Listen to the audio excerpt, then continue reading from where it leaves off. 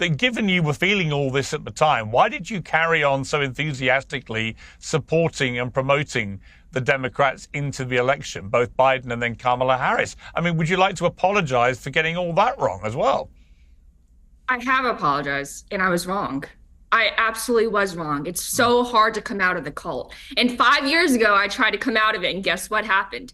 AOC canceled me. She shamed me, and I remember crying so hard, the blood vessels underneath my eyes broke. And they removed me from my treasurer position. So I learned my lesson that I'm not allowed to speak out. And so I stayed quiet for a number of years, but I just couldn't anymore. This party is insane. To this day, they've learned nothing, and that's why the tent keeps shrinking. And they push me out. They call me a cunt, whatever, and a chink, you know, a slut, whore all day long. And then they wonder why I leave. They threaten my parents, and then they get mad that I leave the party. How do you stay in an abusive relationship like that? Would you tell a woman to stay in an abusive relationship because they happen to start out that way?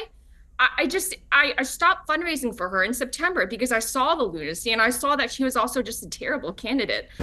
What's up, everybody? Welcome back to the channel. Okay, so as you can see from that intro, we're going to get into a Piers Morgan debate, and I know you guys love these. Y'all watch them all the time. I get pretty good amount of views on these, but I will say this right from the jump, something I've been noticing a bit of a trend, if you will.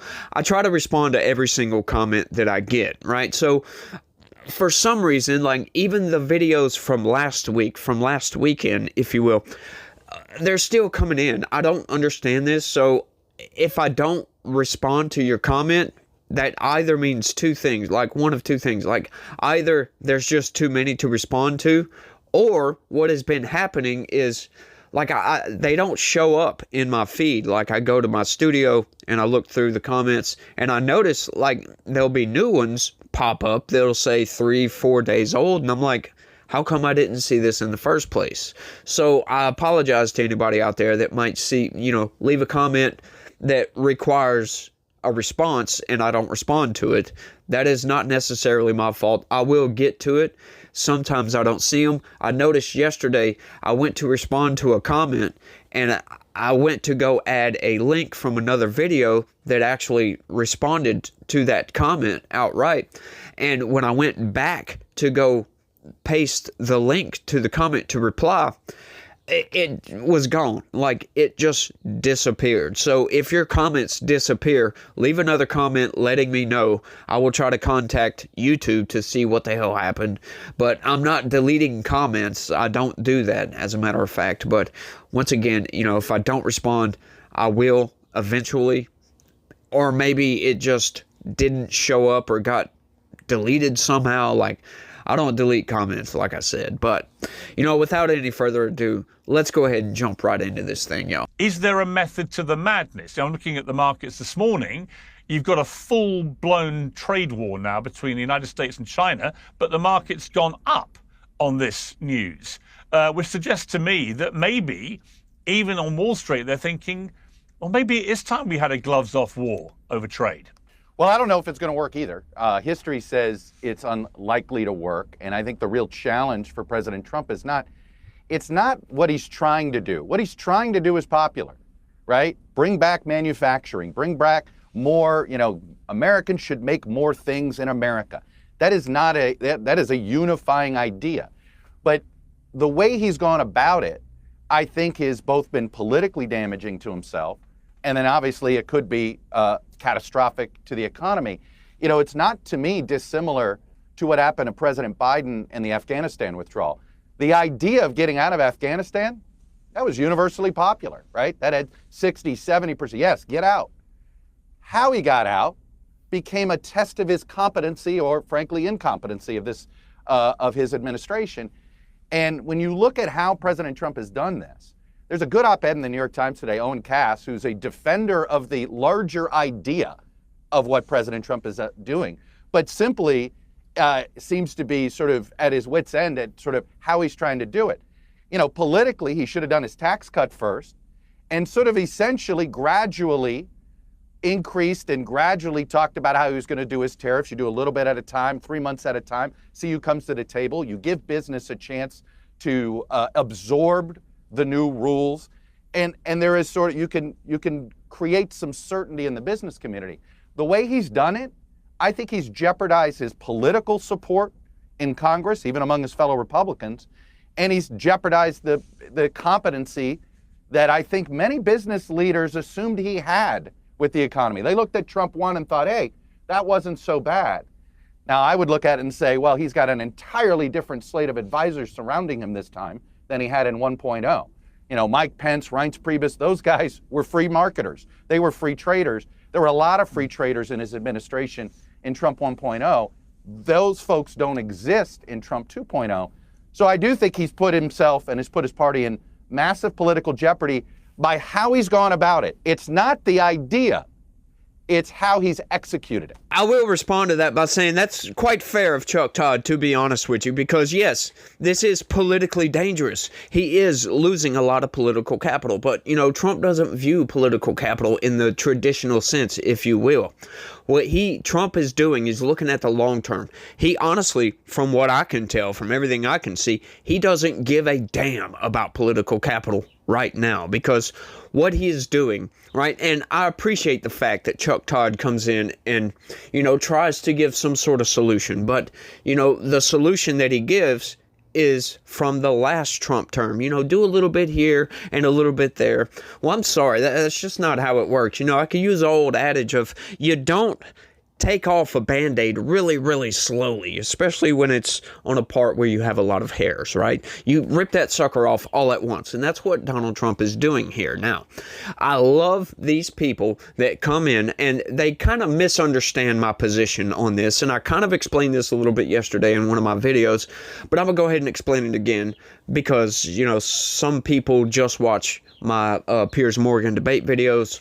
So there we go, right? They don't watch my regular videos, which they would be a whole hell of a lot more informed if they did, right? Because that's all I do is read news. And I love the fact, I love when people come in and say, man, you should read more news. I'm like, dude, that's all I do is read news. Go check my video archive. But however, getting outside of that point, you know, I will explain that, you know, what Donald Trump is trying to do here, you got to do it all at once. You can't just incrementally do this. It's not going to work that way, right? You know, you can't negotiate from a position of weakness, if you will, and just kind of slowly pushing the needle a little bit at a time. That shows weakness. As a matter of fact, you come out and you do this quite strongly, right? But my position on this, like a lot of people, I love when they come in and they say, well, yeah, this is going to raise prices. Yes, I know this. I know. I am not that stupid. I know how the markets work, right? I understand prices are going to go up. My whole point to the whole tariff thing is not that prices are not going to go up.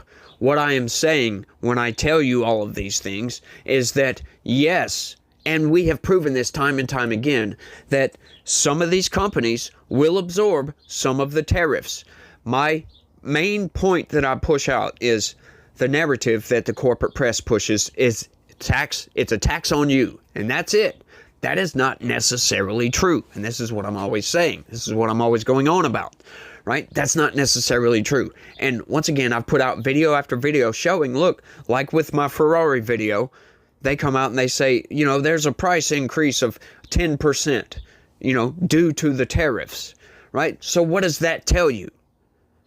That is an increase. That means simply that Ferrari, for the time being, they might change this later on. They might incrementally raise their price. But for the time being, they are absorbing 15% of that tariff. And I actually had a guy come in and try to say, well, no, you're stupid because they're just going to add that 10% onto the 25%.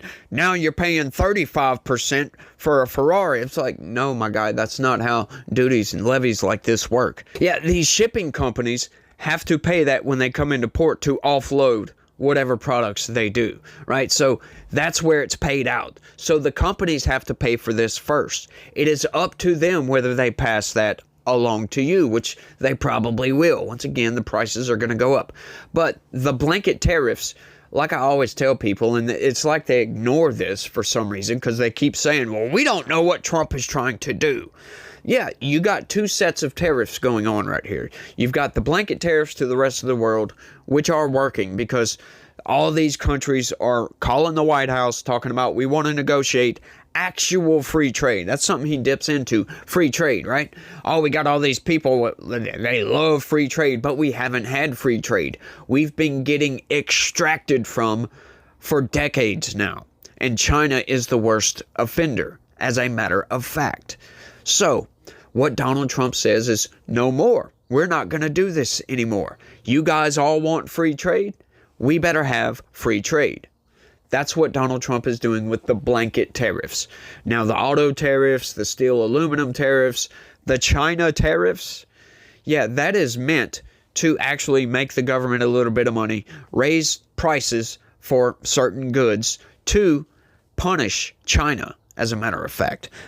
I'll say this, the auto tariffs, steel and aluminum, that's to bring manufacturing back. The China tariffs is to punish China, right? Because Thucydides' trap, as a matter of fact, is a thing. That, right? History proves this out. So, what does that mean? We have got to do something about this now, before it's too late. So, Donald Trump says, we're going to do something about this now, before it's too late. And you gotta love it. You know, like it or don't, he is actually doing something. He's showing a spine. Nobody else is willing to take these moves because they're too worried about political capital. Let's keep going. Now, Jamal, you know, people might say, well, that's outrageous and so on, but he's not a fool, Kevin O'Leary. He's a very successful guy, and he believes that what Trump is doing is not only right, but not aggressive enough, that you've got to take the war to China because they've been waging an economic war for a sustained period of time now, and it will eventually, potentially, put them above the United States. I mean, for me, the simple question is, how is this trade war, how are these tariffs going to help the American people? And when I say the American people, I mean the working class American people. Is this going to help bring down the cost of childcare, the cost of groceries, the cost of utilities? Is this going to help create millions of jobs here in America and create a federal jobs guarantee? That's what Trump is saying. That's what his supporters are saying. But I would love to hear more about what the actual plan is. What is the best case scenario? What is the moderate scenario? And what is the worst case scenario? Right now, markets are inconsistent, and that inconsistency is not good for the American economy overall.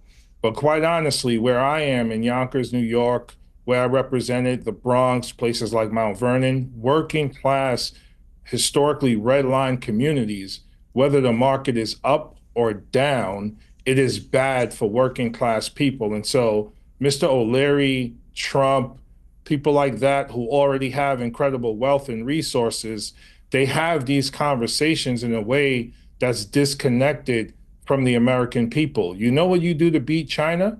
You invest in your own country and in your own communities. And the communities in where I've represented have been neglected by both our US government and the private sector.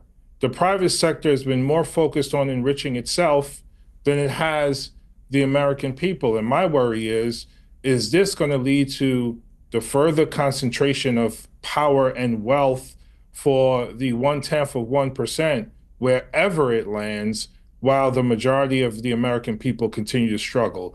That's my worry. That's my concern. And I have not heard anything from the Trump administration. I see no leadership from Congress on either side of the aisle as it relates to our economic power and strength and health and well-being going forward. Oh, honestly, I try not to do this, but I would be remiss if I didn't go a little bit of ad hominem here and say this is coming from a guy that pulled a fire alarm in Congress, as a matter of fact, to try to delay a vote for a budget.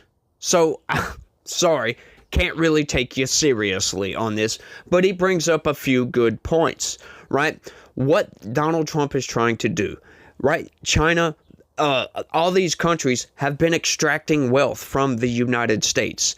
That is what this is meant to do. Whether it'll work or not remains to be seen. However, we are seeing signs that it absolutely is. I just read a news article a little bit earlier today talking about a pharmaceutical I think a Swiss pharmaceutical company. I'll throw it up right here, but I'm not reading it right now. I haven't done it yet. I'll do it in post-production on this, but a pharmaceutical company investing billions of dollars into the United States to manufacture pharmaceuticals in this country. So once again, we've heard Trump tout, and I've seen the news articles of trillions of dollars of investment into manufacturing into the United States. I also just saw another news article talking about Trump is easing the tariffs from China on like phones, computers, blah, blah, blah, blah, blah. You get it. Because, you know, your new iPhone with this 145% tariff and the fact that some parts, we ship parts, that's what the point is. We ship parts to China, they make something and ship it back. So what is that going to do? That is insane. That is going, not only, you know, you got those reciprocal tariffs, but it gets tariffed twice. So it gets both tariffs. So that's going to make your iPhone like shoot up in price. It's going to like triple the price of an iPhone. So Donald Trump sees that. He's like, people buy a lot of iPhones, so we're going to eliminate this. I don't think that's a good idea in the immediate. We need to put the hurting on China right now. We need to make them capitulate, because it's all these unfair practices that have been conducted by China. China is engaging in unfair trade with the United States, extracting wealth. These people, right, because these massive trade deficits just hurt the United States. We pay heavy fines trying to export to China, which they didn't before all this, right? Before Donald Trump's first term, we didn't charge them anything but a simple fee when you come into port. That was it. Now that those days are long gone, as a matter of fact. And as a matter of fact, we were making so much money and this was working so well that Biden kept those tariffs in place when he came into office. He didn't get rid of them. So at least Biden thought they were a good idea. But he probably wanted to get rid of them, but his economic advisors told him that would be a very, very bad idea, as a matter of fact. But I think this is all going to work out, y'all. Just hold your horses, as a matter of fact, like Trump says. Just hang tight, hang tough. We will get through all of this. There will be a little bit of pain. I personally don't care. Like I advocated yesterday, hey, what Kevin O'Leary was talking about with 400% tariffs on China, that would absolutely collapse a lot of their manufacturing. That they would immediately get on a plane and come to Washington, D.C. to try to negotiate that away. As a matter of fact, I do believe, because that would be insane. And I'm surprised Donald Trump has only raised it to 145%. And he's capitulating on the iPhones and the computers and all that. Which, that to me, that's a sign of weakness. But, you know, I'm not the art of the deal guy. So, once again, you know, I'm not an economist. Hey, I do a lot of reading, especially when I come out to do a video like this. I do a lot of research before I do these. So I know a little bit about what I'm talking about before I talk about it. So, you know, I don't know everything, of course. So you guys tell me how I'm wrong down in the comments section. But, you know, from everything I can tell, putting everything together in totality, yeah, I think this is going to work out. It's a gamble. I'm not going to lie, y'all. It really is a gamble. But we will see. Something had to be done, though, because, once again, these countries were just extracting the wealth from the United States. And that has to stop. They're going to turn us eventually into a third world nation if this continues, because our debt has been just racking up and racking up and racking up. And something has to change. And Donald Trump said, this is the route we're going to go. And that's the route we're going to go, I guess. Is it uncertain? Definitely. Is it a little bit scary? Sure.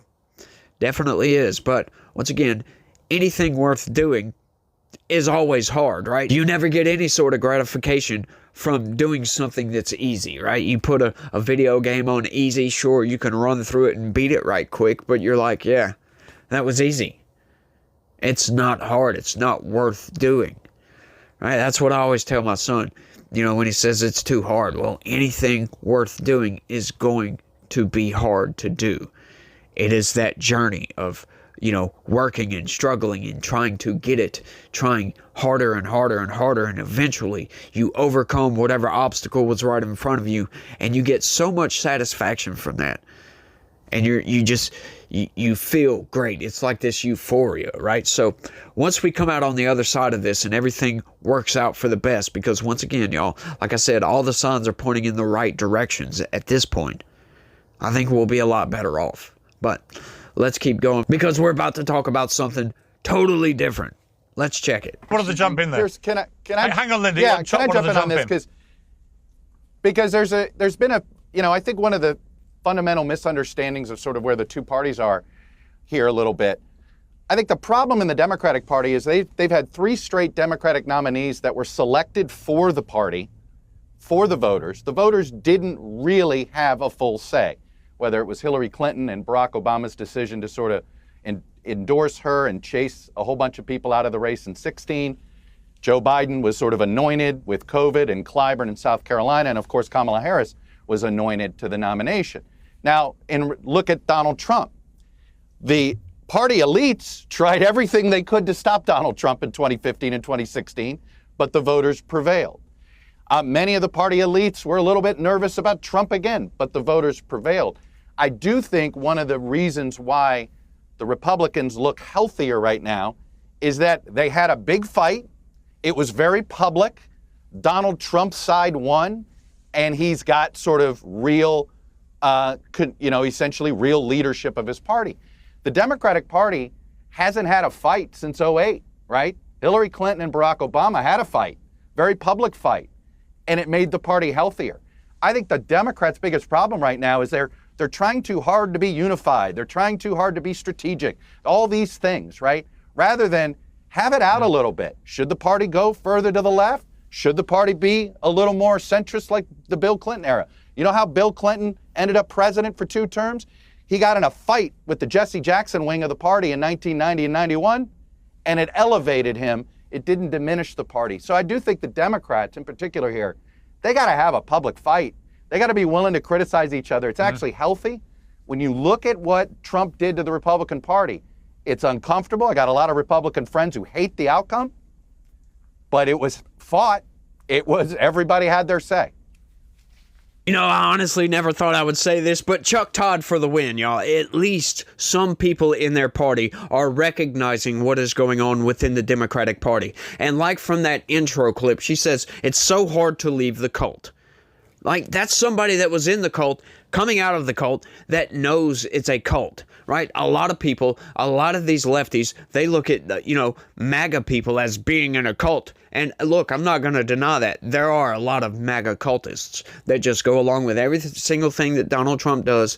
They never say any bad word about Donald Trump. That's not me. I do agree with a lot of what's going on, with Donald Trump. But look, I am scared about a lot of things. I do disagree with how Donald Trump is conducting some of the deportations, right? Some of that is kind of getting out of hand. He needs to rein some of that in. I do disagree with many areas of where Donald Trump is at, right? But getting back to that, right? These people, they need to allow the party to flourish. There are many Democrats that, if allowed to come out and voice their opinion, to voice their positions, would be superstars within the Democratic Party. Like I always talk about, we can go to one example, Dean Phillips from this past election cycle, right? Dean Phillips, I was actually worried about him in the primary process. I'm like, look at this guy. He's sharp, he's smart, he's a centrist, he's very, very moderate, right? But he still aligns with Democrats, mostly. Right? He doesn't agree with all the woke nonsense, and that's where the problem came in. Oh, he disagrees with the cult, so boot him out. And what did the Democrats do? The Democratic Party itself sued to keep him off the ballot, sued him in state after state after state after state. And he wasn't the only one. They sued all kinds of people. They sued a lot of people. As a matter of fact, the Republicans ended up helping, like Cornel West. I mean, like, these people, they just need to put somebody in there that's going to shine, that allows the party to flourish. They need to stop with all this nonsense, this woke ideology garbage, come back to reality, come back to the table, and actually bring back the party. They need to revive the party, right? Because once again, I'm of the opinion that we need this bifurcation. We don't need single party rule. Can't have that at all. We need both parties, at least two parties. I don't like having more than two parties, to be honest with you. I know a lot of people don't like the two-party system, but when you get into like 3 and 4 and 5 and 6 parties, that starts splitting the vote up too far, and then you get tyranny by the minority, as a matter of fact. And we don't like that around here, not at least in my camp.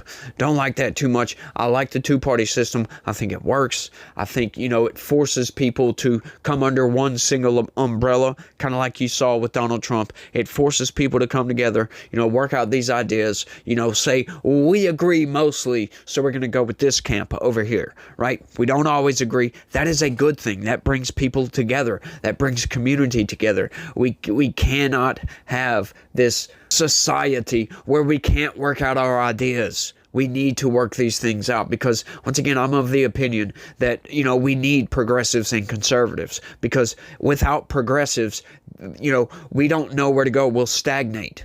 We will not progress our society, if you will. But, if all you have is progressives, then you progress way too far, way too fast, and you destroy everything behind you. So, I always say it like this, progressives show society where to go, and conservatives figure out how and if we're even going to get there, right? Like how we're going to go there. We've tried to figure all this out, how we're going to work this out, make amendments to their ideas. No, we're not going to do this. Kind of like with this woke ideology nonsense. No, we're not going to do that. Stop virtue signaling, because that's all it is. You people really don't care.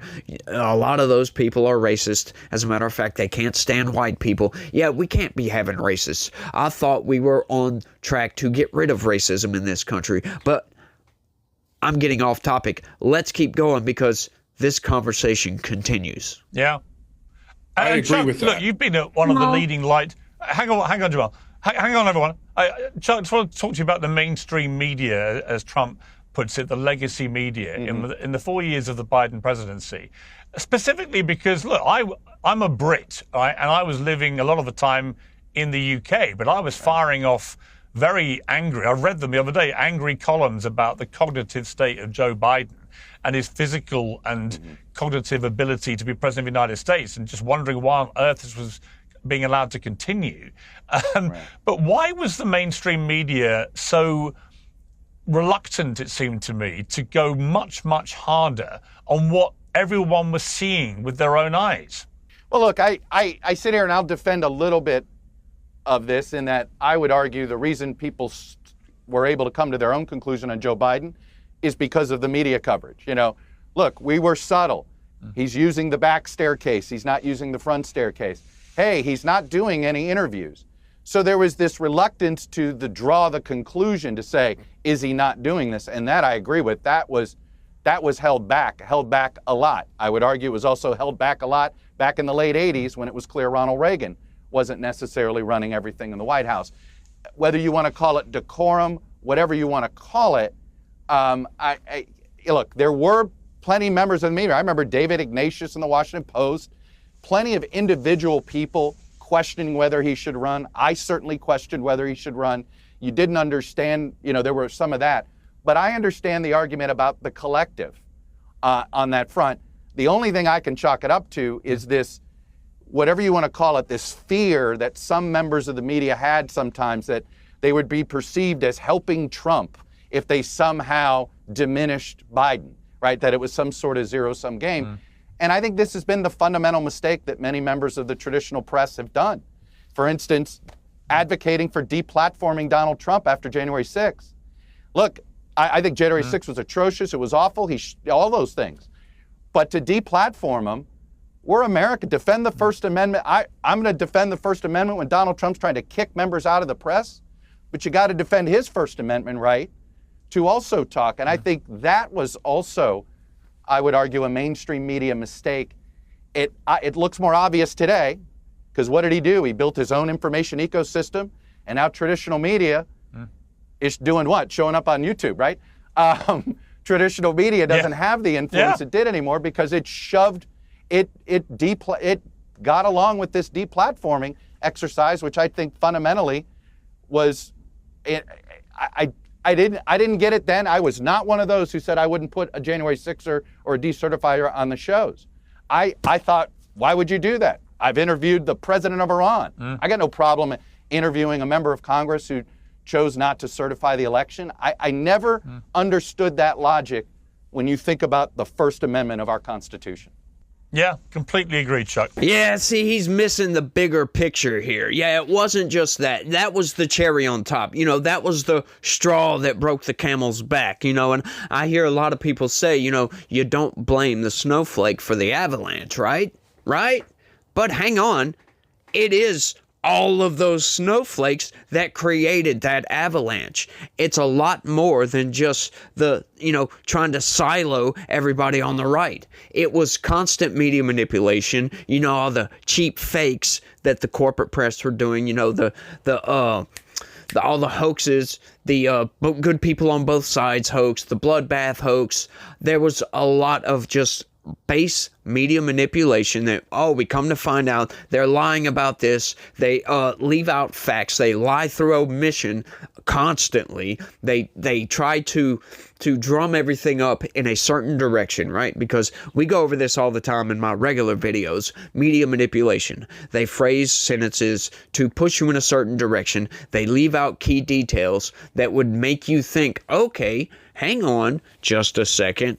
That changes everything. Kind of like with the Covington kids scandal, right? Like everybody came out and was like, oh my God, look at this kid smiling in the face of a Native American, right? They showed a short clip of this kid smiling in the face and everybody just immediately jumped on the bandwagon saying he's a bad kid. Right? And then come to find out, it was the Native American beating the drum that got in the kid's face.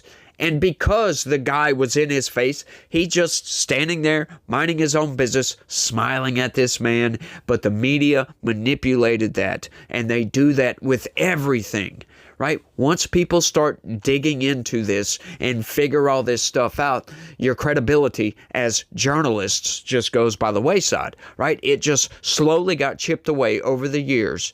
And that was the straw that broke the camel's back, trying to deplatform people. That is not what this country is about. I agree. But this country is not supposed to be about media manipulation either. You know, we were given this idea, like when mainstream news came into existence, okay, this is what we're going to do. We want an informed population. So these people get in front of a camera and broadcast information to the entire world, if you will, right? Giving out the facts. What happened today in politics, in, you know, just regular everyday life, you know, crimes, weather, everything, sports, all of it, right? But, you know, you get these biased people come on and they want to push an agenda. And that slowly transformed over the years to just blatant media manipulation. You know, when the news first came out, it was just boring, if you will. But that's what news mostly is. Everyday life sometimes is boring. You know, Congress passing a bill, that is boring. So what do these news companies do in the age of advertisements and money and grifting and all this other nonsense? They try to drum everything up. They try to make, let's make Republicans look bad because we're all Democrats over here because, you know, the Democrats have captured the institutions that create the journalists that feed you the information.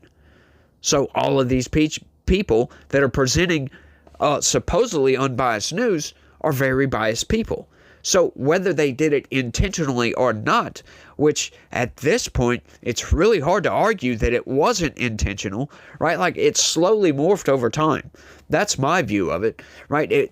You know, the intention at first was to have an informed populace, if you will.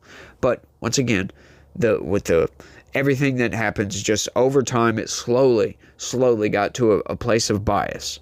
And you know, humans have an inherent bias, and you can't blame a person's bias on, you know, the information that you get. But when it's intentional, right? These people don't care about their bias anymore. You know, you go back and look at a news broadcast from 50 years ago, it's vastly different than today. You know, 50, 60 years ago, you did get just the news, you know, such and such happened today, blah, blah, blah, blah, blah, and that's it. But you go read a corporate press article from today, it's way different, you know. And as a matter of fact, to prove this, you know, you've got places like Ground News, Straight Arrow News, Ground News. I use Ground News all the time. Not this video isn't sponsored by Ground News. I just happen to like Ground News because they categorize all these corporate press outlets into left, right, and center. However, you know, these corporate press outlets have gotten around that. You know, it's really hard for Ground News to do, and I talk about this all the time. It's something I noticed only after I started doing this. Like the Associated Press, right, is supposed to be, you know, the big one, right? They are the gold standard, if you will, right? But under Ground News, they're categorized as left-wing news. They have a strong left-wing bias, right? So what happens? You get a lot of these local corporate press outlets that pop up on Ground News. They're all categorized as centrist because they're just supposed to be local, unbiased places. But what they do is they take Associated Press articles because, you know, the Associated Press puts out journalistic guidelines and all this other nonsense. So they literally take Associated Press articles, copy and paste onto their website. And now Ground News categorizes them as centrist, and you're getting left-wing news supposedly as centrist news. I've even seen, in some cases, some of these places, they're categorized as right-wing news. Take Associated Press article, copy-paste that to theirs, and now you're getting left-wing news presented to you as right-wing news. Well, that's a problem, because to understand your bias, to understand what's going on, you need to know the bias of what is actually going on here. And that skews that bias, if you will. This is why I totally agreed with the Trump administration, you know, suing or, you know, kicking out the Associated Press from privileged areas of the White House. And they sued on First Amendment grounds, for crying out loud, which it's a terrible precedent to set, in my opinion, because now with this precedent, if it goes all the way to the Supreme Court and stays as it is, that sets a bad precedent, because now, like, I can go and request, you know, hey, look, technically under the definition of journalism, I am a journalist because I read and present news. So I can go and ask, hey, look, I want access to the White House, and if I'm denied, I can sue under the First Amendment, and they will have to give me access to the White House. That is absurd. We can't have that. You can only fit so many people in the Oval Office, for crying out loud. You can only fit so many people on Air Force One.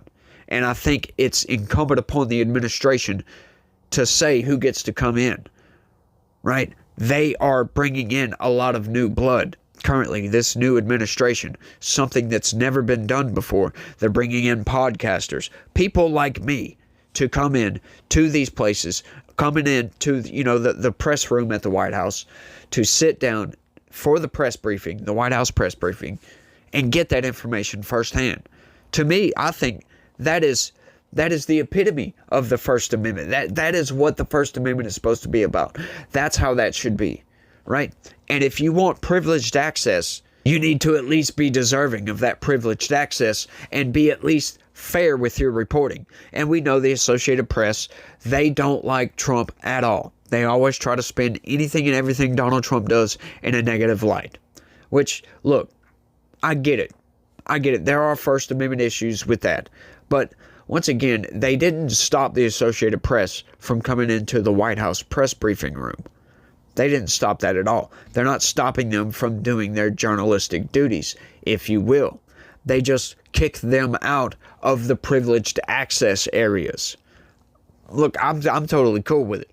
I understand their First Amendment argument, but I also reject their First Amendment argument just outright. Just simply because that's a privileged area. And that's it. If you're forced to allow the Associated Press back in after being kicked out, then you're going to be forced to allow anybody and everybody. And then you're going to run out of room. You're going to cause safety concerns with having too many people in these places, right? So they're going to have some kind of rotation schedule or something to handle this now. If it goes to the Supreme Court and stands as it is, which it more likely will, to be honest with you. I don't see the Supreme Court overturning this because, they're yelling and screaming about the First Amendment. But, look, I get it. I get both sides of it. I'm just trying to make, I guess play devil's advocate, if you will, and say, look, this is the consequences of what happens here. But, it is what it is.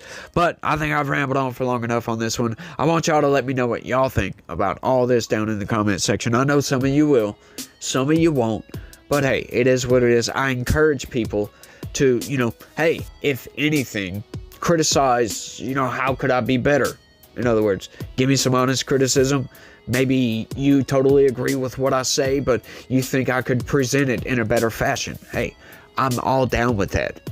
Open, honest criticism. Put it down in the comments. You want to just say you did a bad job? Go right ahead. That's it. But y'all leave a comment. Y'all get into the conversation. We want to be engaged in these conversations, right? We want to get in there and voice our opinions. It's what we need to do in this country. That's what this country is all about. Opinions are like, what? Everybody's got one, and they use them at least once a day, right? But y'all let me know what y'all think. That's all I got on this one. I hope y'all enjoyed the video, and y'all try to have a good day. Stay legitical. Peace.